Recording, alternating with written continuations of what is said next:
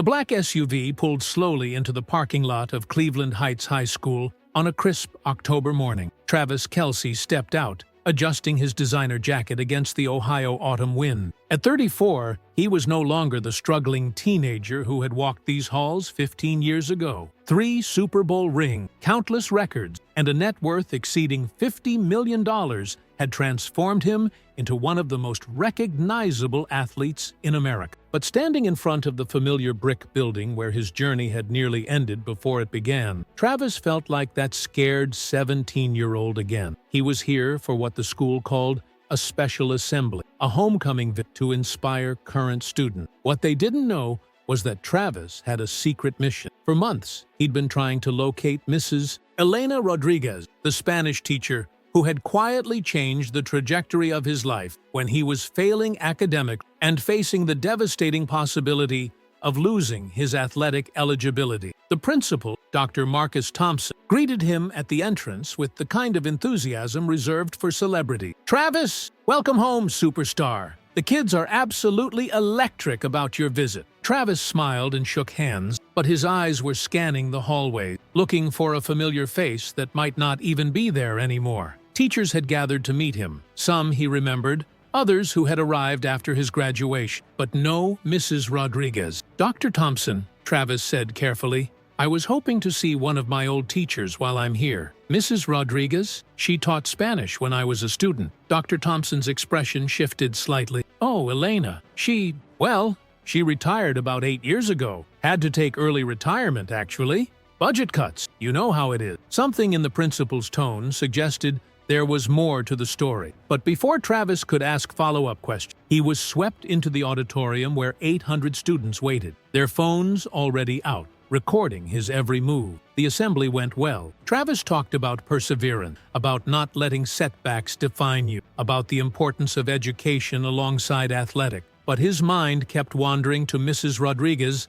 and that crucial period during his junior year when everything had fallen apart. It was 2006, and Travis had been riding high as the starting quarterback for the Heights Tigers. College scouts were already sniffing around, impressed by his arm strength and athleticism. His older brother Jason was already making waves at the University of Cincinnati, and Travis seemed destined to follow in his footsteps. Then came the French class. Travis had never been a strong student. While he could read defenses and call audibles on the football, sitting still in a classroom felt like torture. His attention would drift to the window, to the sounds of practice on the field outside, anywhere but the lesson being taught. When he failed his second French exam in a row, his teacher, Mr. Dubois, called him aside after class. "Travis, I'm sorry, but at this rate, you're going to fail this semester. And you know what that means?" Travis felt his stomach drop. Ohio High School Athletic Association rules were clear. Fail any class, lose athletic eligibility. No football, no college scouts, no future. "Please, Mr. Dubois," Travis had pleaded. "I'll do anything. Extra credit, stay after school, whatever it takes." But Mr. Dubois shook his head. "I've offered you help all semester. You've chosen football over academics every time. I can't pass you just because you're the quarterback." That night, Travis went home devastated. His parents, Ed and Donna, had always emphasized education alongside athletics, but they also knew their son's best shot at college was through sports. The family couldn't afford tuition without a scholarship. The next morning, Travis dragged himself through the school day in a haze. During lunch, he sat alone in the library, staring at his French text, the words swimming meaninglessly on the page. That's when she found him. "Trouble with Francais?" came a gentle voice with a slight accent. Travis looked up to see Mrs. Rodriguez, whom he knew by sight but had never had as a teacher. She was probably in her 40s, with kind eyes behind wire-rimmed glasses and graying hair pulled back in a simple ponytail. "I'm failing," Travis admitted, "and if I fail, I lose football. And if I lose football..." Mrs. Rodriguez sat down across from him. "Mind if I take a look?" For the next 20 minutes, she patiently went through his French homework with him, explaining concepts in a way that somehow made sense. She had a gift for connecting languages, showing him how Spanish and French shared roots, making the foreign words feel less foreign. "You're not stupid, Travis," she said as the lunch period ended. "You just learn differently. Would you like some help?" That offer would change everything, though Travis wouldn't understand the full scope of Mrs. Rodriguez's sacrifice for another 15 years. As the assembly concluded and students filed out, still buzzing with excitement, Travis approached Dr. Thompson again. "About Mrs. Rodriguez, could you tell me where she lives now? I'd really like to visit her." Dr. Thompson hesitated. "Travis, I'm not sure Elena's situation is complicated." "What do you mean? Look, this stays between us, okay? Elena didn't just retire early by choice. There were some issues with the administration back then. Let's say she was very dedicated to helping struggling students, sometimes more than the district felt was appropriate." Travis felt a chill run down his spine. "What kind of issue?" "She was offering unauthorized tutoring after hours, using school resources without permission, that sort of thing. The union couldn't protect her when parents complained about favoritism. She took early retirement rather than face a formal hearing." The words hit Travis like a physical blow. Mrs. Rodriguez had gotten in trouble for helping students like him? "Dr. Thompson, I need her address, please." Something in Travis's voice must have conveyed the urgency felt. Dr. Thompson sighed and walked to his office, returning with a piece of paper. "She lives in a senior community about 20 minutes from here." "Travis, she never had children of her own. Students like you were her kids." As Travis drove toward the address, memories flooded back. Mrs. Rodriguez staying after school every Tuesday and Thursday, working with him on French pronunciation. The way she celebrated when he finally grasped subjunctive tense, how she'd quietly slip him granola bars during their sessions, having noticed he often missed lunch to study. He remembered the day he passed his French final, barely, but enough to maintain eligibility. Mrs. Rodriguez had tears in her eyes as she congratulated him, as if his success meant more to her than it did to him. The senior living community was modest, a collection of small apartments surrounding a central courtyard. Travis parked and walked to apartment 23B, his heart pounding harder than it ever had before a Super Bowl. He knocked gently on the door. After a moment, it opened to reveal an older woman with silver hair and the same kind eyes he remembered. Mrs. Rodriguez looked at him in shock, her hand flying to her mouth. "Travis? Travis Kelce? Hello, Mrs. Rodriguez. I think it's time I properly thanked you." As she invited him in, with tears already forming in her eyes, neither of them knew that the conversation they were about to have would reveal a secret that would break Travis's heart and change his life forever.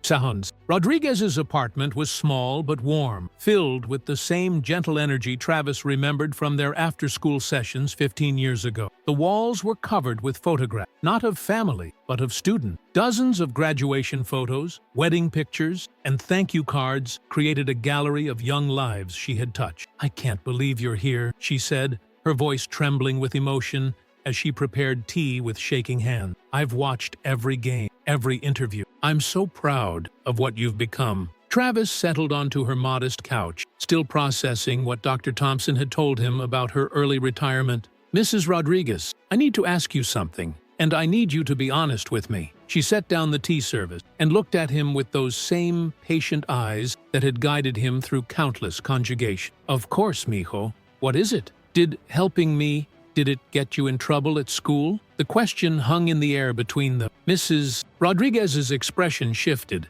and for a moment, Travis saw a flash of old pain cross her features. "Who told you that?" she asked softly. "Dr. Thompson mentioned there were issues, that you took early retirement because of complication." Mrs. Rodriguez sighed deeply, settling into her chair. "Travis, what happened to me doesn't matter. What matters is that you succeeded. You graduated, went to Cincinnati, and look at you now." "It matters to me," Travis insisted. "Please, I need to know." For a long moment, Mrs. Rodriguez stared at her hand. When she finally spoke, her voice was barely above a whisper. "Do you remember how we used to meet after school? Tuesdays and Thursdays?" Travis nodded. "You helped me pass French, saved my eligibility. What you didn't know was that I wasn't supposed to be doing that. The district had very strict policies about after-hours tutoring. Teachers weren't allowed to provide additional help without going through official channels and charging fees." Travis felt his stomach tighten. "But you did it anyway." "I did it anyway. Not just for you, Travis. There were others. Maria Santos, who was failing algebra. James Wright, who couldn't grasp chemistry. Tony Parker, who needed help with English." She gestured toward the wall of photos. "So many students who just needed someone to believe in them and give them a little extra time." Mrs. Rodriguez stood, and walked to a small desk in the corner, pulling out a worn folder. "The administration found out during your senior year. A parent complained that their child wasn't receiving the same special attention as certain other students. They launched an investigation." She handed Travis the folder. Inside were copies of official letters, disciplinary notices, and union correspondence. As he read, the full scope of what had happened became clear. Mrs. Rodriguez had been formally reprimanded for unauthorized use of school facility, providing unequal educational opportunities, and violation of district tutoring policy. The letters painted her as a rogue teacher who had overstepped her bounds and shown favoritism to struggling students. "They said I was creating an unfair advantage for some students while neglecting others," she continued, "that I was undermining the official tutoring program that charged fees. They claimed I was being disruptive to the educational environment." Travis looked up from the paper, his eyes beginning to burn with tears he was trying to hold back. "This is insane. You were helping kids who couldn't afford tutors." "That was the point. The official program cost $60 an hour. How many of my students' families could afford that? Your family couldn't. Maria's mother was working 3 jobs. James was being raised by his grandmother on Social Security." She returned to her chair, her voice growing stronger with conviction. "The union tried to fight it, but the complaints kept coming. Parents with money were angry that their children had to pay for service that other students were getting free. The school board said I was creating a 2-tier system and that all tutoring had to go through official channel." Travis was reading through more documents, his hands shaking slightly. "They gave you a choice: face a formal hearing or take early retirement. At 52 years old," she confirmed, 26 years of teaching, and it came down to that choice: fight and possibly lose everything, including my pension, or walk away quietly. The room fell silent except for the ticking of a small clock on the mantel. Travis set down the folder and looked at Mrs. Rodriguez, really looked at her. This woman who had sacrificed her career to help him and students like him was living in a modest senior apartment, alone, surviving on a reduced pension. "Why didn't you fight it?" he asked. Mrs. Rodriguez smiled sadly, because fighting would have meant months of hearings, publicity, division in the school community. The students who needed help would have suffered while adults argued about policy. "I thought it was better to step aside and let things calm down. But that's not fair. That's not right. Life isn't always fair, Travis, but sometimes we have to make hard choices to protect the people we care about." Travis stood up abruptly and walked to the window, struggling to control his emotion. Outside, he could see the community's small garden where elderly residents tended to vegetables and flowers. "Mrs. Rodriguez, how many students did you help over the years?" "Oh, mijo, I never kept count. It wasn't about numbers. Please, I need to know." She was quiet for a moment, thinking, maybe 200? Over 26 years of teaching? Travis turned back to face her. "And how many of them know what happened to you?" "None," she said firmly, "and I don't want them to know. What good would it do? They have their own lives, their own successes. They don't need to carry this burden." "Burden?" Travis's voice cracked. "Mrs. Rodriguez, you saved my life. You saved hundreds of lives, and the system punished you for it." She stood and walked over to him, placing a gentle hand on his arm, the same comforting gesture she'd used when he was struggling with verb tenses. "Travis, listen to me. I don't regret a single moment. Every Tuesday and Thursday with you, every weekend session with Maria, every early morning with James, those were the best parts of my career. Those were the moments that reminded me why I became a teacher." Travis felt the tears he'd been holding back finally break free. "But you lost everything. Your career, your income, your recognition." "I didn't lose everything," Mrs. Rodriguez said firmly. "I kept what mattered most. I kept the knowledge that you succeeded, that Maria became a nurse, that James is now teaching at a community college, that Tony started his own business." She walked back to the wall of photos and pointed to picture after picture. "This is my wealth, Travis. These faces, these achievements, these lives that went on to touch other lives. No retirement package could ever be worth more than this." As Travis looked at the gallery of success stories, students who had gone on to become teachers, doctors, business owners, parents, he began to understand the true scope of Mrs. Rodriguez's impact. And he realized that his visit today wasn't just about thanking her. It was about making sure the world knew what a real hero looked like. "Mrs. Rodriguez," he said, his voice steady with new determination. "I need to tell you about something I want to do, something I should have done years ago." She looked at him with those same kind, patient eyes that had seen potential in a failing teenager. "What is it, mijo? I want to make this right." Mrs. Rodriguez led Travis to a small closet in her bedroom, where she pulled out several banker's boxes that had clearly been untouched for years. The dust that rose as she opened the first box made them both cough, but what was inside took Travis's breath away. Hundreds of assignments, tests, and handwritten notes from students spanning decades. She had kept everything. "I probably shouldn't have held on to all this," she said with a self-conscious laugh, "but I could never bring myself to throw away their work." Each paper represents a breakthrough, a moment when something clicked for a student who thought they couldn't learn. Travis picked up a folder with his name on it. Inside were his French assignments from junior year, covered in Mrs. Rodriguez's careful correction and encouraging comment. "Excellent improvement. You're getting it. So proud of your progress." But what stopped him cold was a handwritten note paper-clipped to his final exam. Travis passed with a 72%. Not his strongest subject, but he worked harder than any student I've ever taught. This young man has the heart of a champion. Whatever he chooses to do in life, he will succeed through pure determination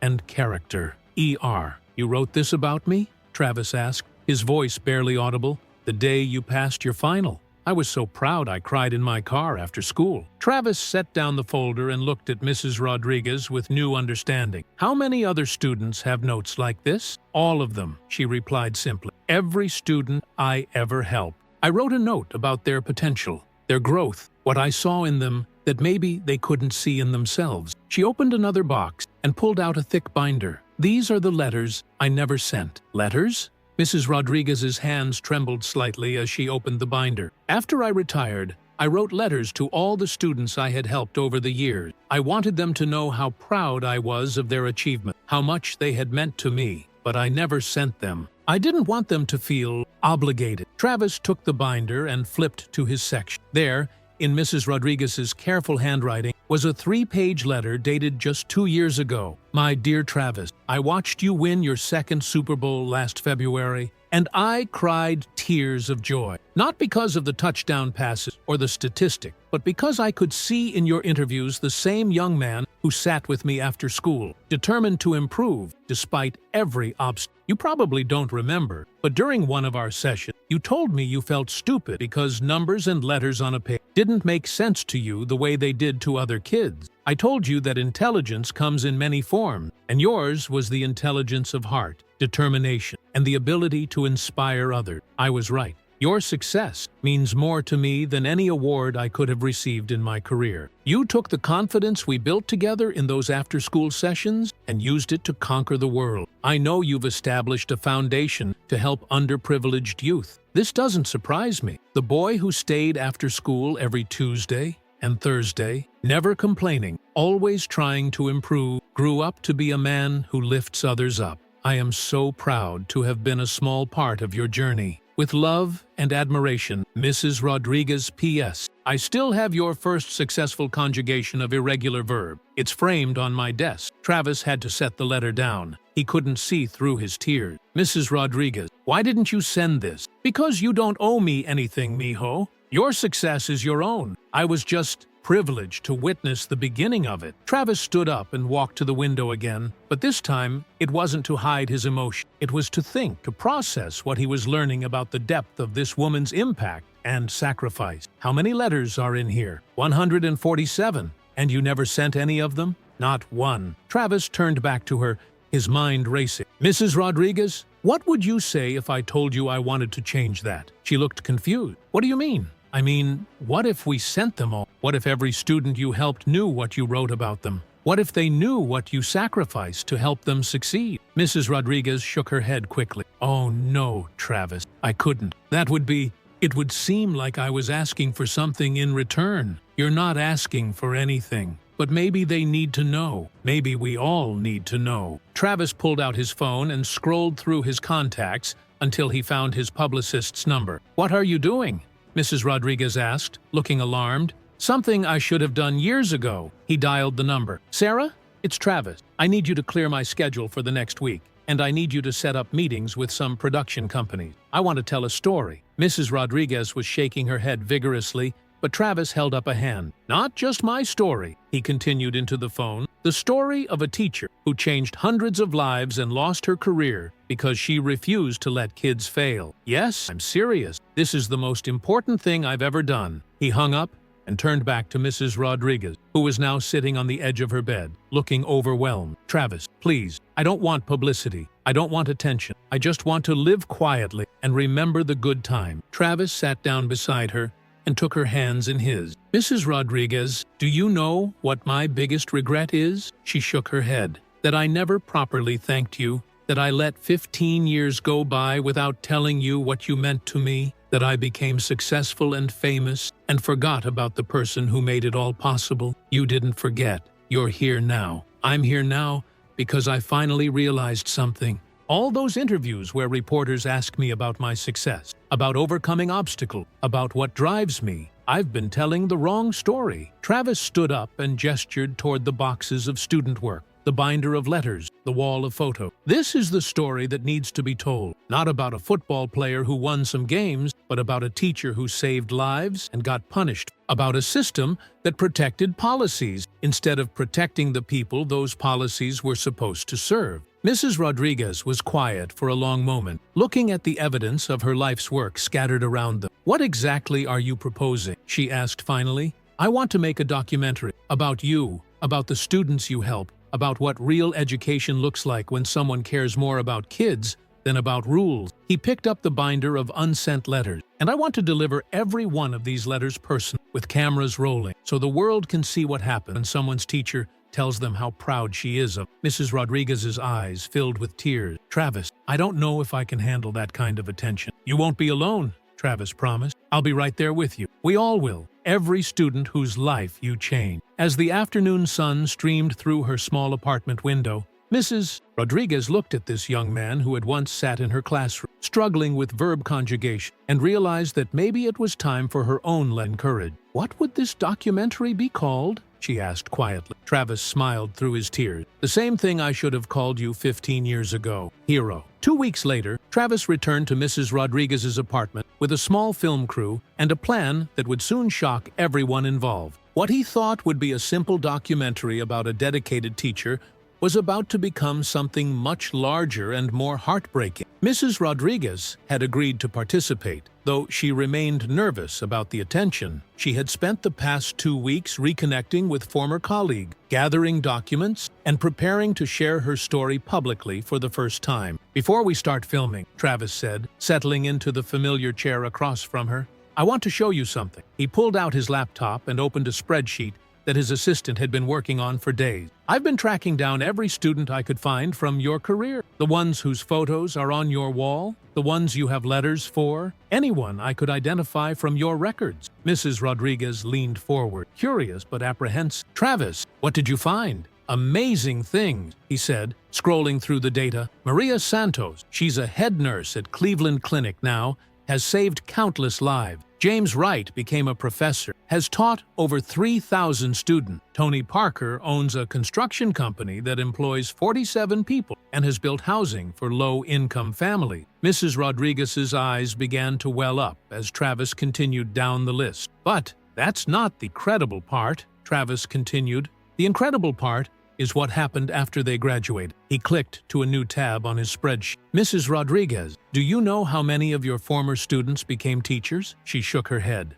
wiping away tears. 43. 43 of the students you helped went on to become educators themselves. And do you know what they all have in common? What? They all cite you as their inspiration. They all say they became teachers because of how you changed their lives. The camera crew was already recording, capturing Mrs. Rodriguez's emotional reaction to learning about the ripple effect of her career. "There's more," Travis continued gently. "I've been in touch with 12 of them over the past week. They all want to be part of this documentary. They all want to thank you personally." "12 of them?"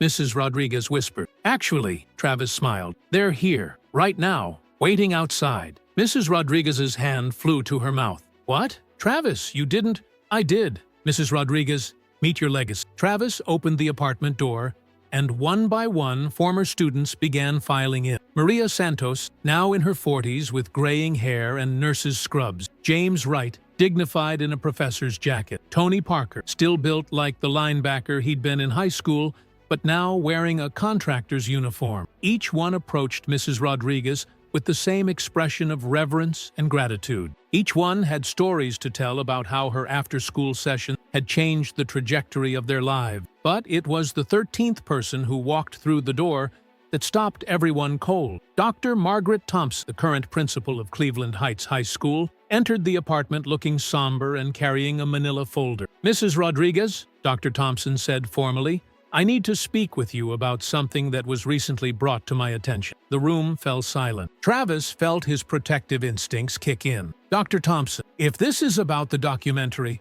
"It's not about the documentary, Mr. Kelce," she interrupted. "It's about information that came to light during our preparation for Mrs. Rodriguez's involvement in your project." She opened the manila folder and pulled out several documents. "Mrs. Rodriguez, when you took early retirement in 2008, there were allegations made against you regarding unauthorized tutoring and misuse of school resources." "We know about that," Travis said tersely. "That's part of why we're doing this documentary." Dr. Thompson held up a hand. "Please, let me finish. Last week, while reviewing archived files in preparation for potential media attention, our current staff discovered something that was never shared with you, Mrs. Rodriguez, or with the school board at the time of your retirement." She handed Mrs. Rodriguez a thick stack of paper. "These are copies of formal complaints filed against you by parents between 2006 and 2008. But they weren't filed by parents whose children you were helping." Mrs. Rodriguez looked confused as she scanned the documents. "I don't understand." Dr. Thompson's voice grew heavy with regret.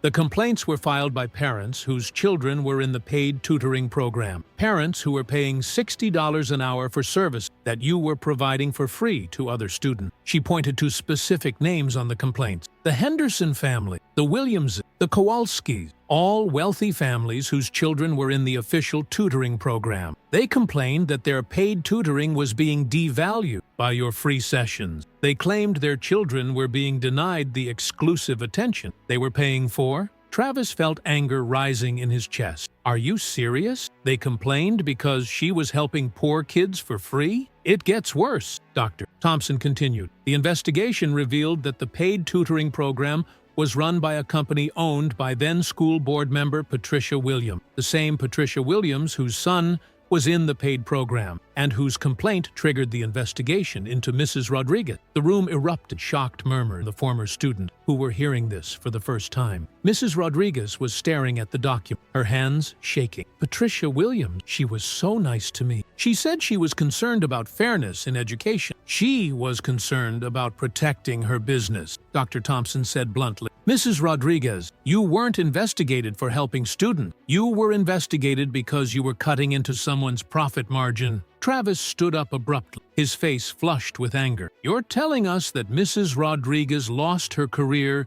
because she was competing with a school board member's business? That's exactly what I'm telling. And there's more." Dr. Thompson pulled out another document. "This is a memo from the superintendent at the time, recommending that Mrs. Rodriguez receive a commendation for her exceptional dedication to student success. It was written 3 days before the investigation began. It was never filed." She handed the memo to Mrs. Rodriguez, whose tears were now flowing freely. "The memo recommends you for Teacher of the Year. It cites your after-school work as evidence of your commitment to educational excellence." Maria Santos stepped forward, her voice shaking with emotion. "You mean she was about to be honored for the same thing she was punished for?" "Yes, and the decision to investigate her came directly from Patricia Williams, who had financial motivation to shut down the free tutoring." Travis felt like he was going to be sick. "How long have you known this?" "We discovered the archived files last week when IT was digitizing old records. No one currently working at the district was involved in the original decision. But Mrs. Rodriguez,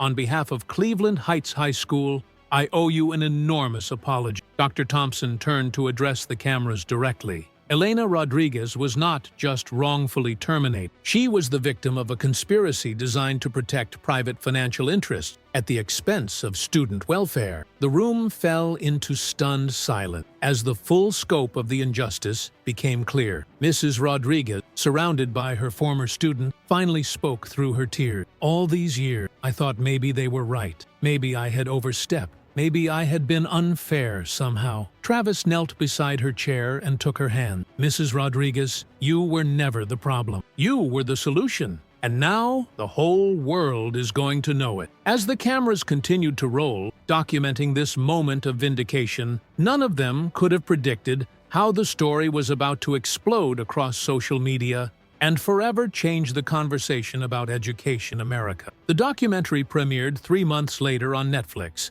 but the story had already gone viral weeks before its release. Cell phone footage from Mrs. Rodriguez's apartment, showing her emotional reunion with former students, and Dr. Thompson's revelation about the conspiracy, had been viewed over 50 million times across social media platforms. The public reaction was immediate and overwhelming. "Justice for Mrs. Rodriguez" became the top trending hashtag on Twitter for 6 straight days. Parents, teachers, and students from across the country began sharing their own stories of educators who had gone above and beyond, only to be punished by systems that prioritized policies over people. But for Travis, the most meaningful moment came on a cold December morning when he returned to Cleveland Heights High School for a very different kind of assembly. The auditorium was packed beyond capacity, with standing room only and cameras from every major news network. Mrs. Rodriguez sat in the front row, wearing a new dress that Travis had insisted on buying for her, looking nervous but dignified. Principal Dr. Thompson approached the podium, carrying a large wooden plaque and an official-looking document. "Ladies and gentlemen," she began, "we're here today to right a wrong that has haunted this institution for 15 years. The crowd fell silent. Mrs. Elena Rodriguez gave 26 years of her life to education. She arrived early, stayed late, and poured her heart into helping students achieve their potential. She was repaid for this dedication with false accusations, professional humiliation, and forced retirement." Dr. Thompson's voice grew stronger. "Today, on behalf of the Cleveland Heights University Heights City School District, I am formally reinstating Mrs. Rodriguez to active teaching status, with full restoration of her pension benefit, back pay for the past 15 years, and a public apology for the injustices she suffered." The auditorium erupted in applause that lasted nearly 5 minutes. But Mrs. Rodriguez wasn't done being surprised. Travis took the stage, pulling an envelope from his jacket pocket. "Mrs. Rodriguez, when I was failing French and thought my future was over, you didn't just help me pass a class. You taught me that someone's worst moment doesn't define their potential. You showed me what it means to believe in someone when they can't believe in themselves." He opened the envelope. "6 months ago, I established the Elena Rodriguez Foundation for Educational Excellence. This foundation has a simple mission to support teachers who go above and beyond for their students, and to ensure that no educator is ever punished for caring too much." Travis pulled out a check and showed it to the audience. "The foundation's first recipient is Cleveland Heights High School. This check for $2 million will fund free after-school tutoring for any student who needs it, for as long as they need it, with no questions asked about their family's ability to pay." Mrs. Rodriguez was crying openly now, but Travis wasn't finished. "Mrs. Rodriguez, you wrote letters to 147 former students over the years, but you never sent them because you thought it might seem like you were asking for something in return. Well, today, we're going to deliver those letters." The auditorium doors opened, and a processional began that would be remembered as one of the most emotional moments in educational history. One by one, former students entered the auditorium. Not just the 12 who had been at the apartment, but dozens more who had traveled from across the country. Doctors, teachers, engineers, nurses, business owners, parents, all of them carrying something in their hand. Maria Santos approached the microphone first. "Mrs. Rodriguez, I received your letter last, the one where you wrote about how proud you were that I became a nurse. What you didn't know is that I became a nurse because you taught me that healing people was more important than following rules." She held up an envelope. "This is my letter to you from the woman you helped create. James Wright stepped forward next. Mrs. Rodriguez, you wrote that you were proud I became a professor. What you didn't know is that every student I've taught has heard your story. I tell them about the teacher who believed in potential overperformance. Tony Parker followed. Mrs. Rodriguez, I've built homes for 47 families because you taught me that having strong hands means nothing if you don't have a strong heart. One by one, all 147 former students who had received letters stood to deliver their own messages of gratitude. But it was the final speaker who brought the house down. A young woman in her early 20s approached the microphone, carrying a graduation cap and diploma. Mrs. Rodriguez, my name is Isabella Rodriguez. I'm your niece, your brother's daughter from California. Mrs. Rodriguez gasped, her hand flying to her mouth. She had mentioned her family was scattered across the country, but Travis hadn't known about Isabella. I graduated from Stanford last month with a degree in education, Isabella continued, her voice strong despite her tears. My whole life, my father told me stories about his sister who sacrificed everything to help students learn. He said, you never had children of your own because you were too busy raising other people's children. She held up her diploma. Tia Elena, I became a teacher because of you. Because I wanted to carry on what you started. And I want you to know that your legacy isn't just in the students you taught directly. Isabella gestured to a group of young people who had entered with her. These are my students from East LA, kids who were failing and ready to give up. I used your methods, your patience, your belief that every child can learn. They drove 16 hours in a school bus to be here today because they wanted to meet the woman who inspired their teacher. Mrs. Rodriguez sobbing now, overwhelmed by the revelation that her influence had spread even to family she barely knew. Travis returned to the microphone, his own voice thick with emotion. Mrs. Rodriguez, there's one more thing. The Elena Rodriguez Foundation isn't just funding tutoring programs. We're opening the Elena Rodriguez Academy for Educational Innovation right here in Cleveland Heights. It will be a training center for teachers who want to learn your methods of reaching struggling students. He paused, looking directly at her. And we'd like you to be our first director, if you'll accept. The auditorium held its breath as Mrs. Rodriguez slowly stood. She walked to the microphone, her legs shaking, and looked out at the sea of faces, former students, current students, teachers, and reporters from around the world. When I was forced to retire 15 years ago, she said, her voice surprisingly strong, I thought my story was over. I thought I had failed not just as a teacher, but as a person who believed education could change lives. She gestured to the crowd around her. Today, I see that my story wasn't ending. It was just beginning. Every student who went on to help others, every teacher who was inspired to care more deeply, every parent who advocated for their child's education, you were all writing the next chapters of my story. Mrs. Rodriguez turned to Travis. Travis, you came to my apartment to thank me, but you've given me something much more valuable than gratitude. You've given me proof that believing in someone's potential,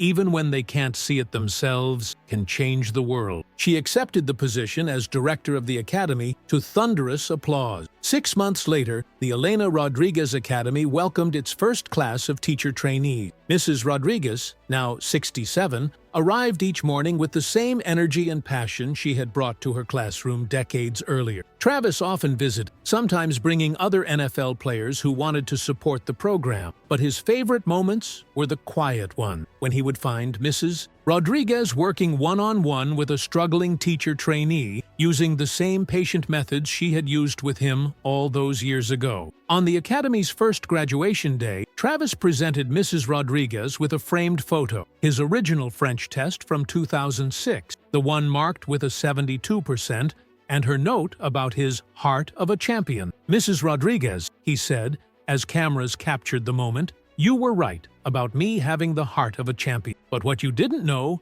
was that you gave me that heart. You taught me that real champions don't just win games, they lift others up along the way. The Elena Rodriguez Foundation has since expanded to 12 states, funded dozens of free tutoring programs, and trained over 800 teachers in methods for reaching struggling students. But Mrs. Rodriguez still keeps the same motto on her office wall that she had taped to her desk during those after-school sessions with Travis. Every child can learn. Some just need more time, more patience, and more love. The documentary about her story won an Emmy and sparked a national conversation about educational equity that led to policy changes in school districts across America. But for Travis Kelce, the real victory was simpler. He had finally said thank you to the woman who had saved his life, and in doing so, had helped her save countless others. The scared 17-year-old who once thought he was too stupid to learn had grown up to become a man who understood the most important lesson of all. Sometimes, the greatest champions are the teachers who believe in us when we can't believe in ourselves.